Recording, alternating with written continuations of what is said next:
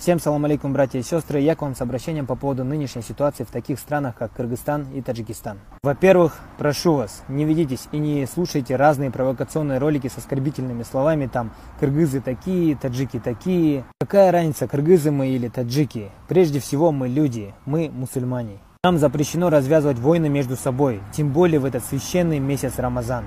Что бы ни было, призываю всех решить эту проблему максимально смиренно и с терпением. Помолитесь, сделайте дуа, это будет лучше для вас. Напоследок напомню об очень важном хадисе. Наш пророк Мухаммад саллаллаху алейхи вассалям сказал: если два мусульманина скрестят свои мечи, то и убивший, и убитый окажутся в огне ада. Всем мира, давайте распространим это видео, чтобы все увидели и услышали это обращение.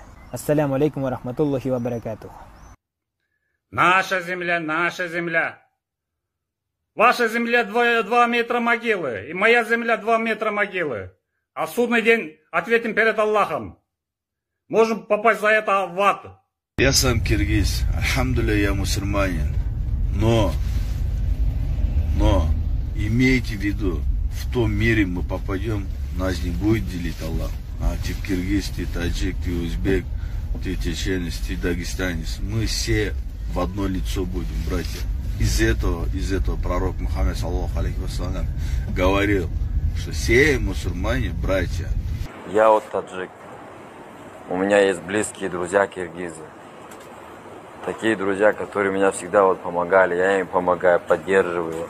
В трудные моменты они рядом. И за то, что левые люди делают так, что на границах Таджикистана и Кыргызстана происходит война, да, из-за этого я должен со своими близкими, со своими друзьями, я должен воевать, что ли, или грубить им.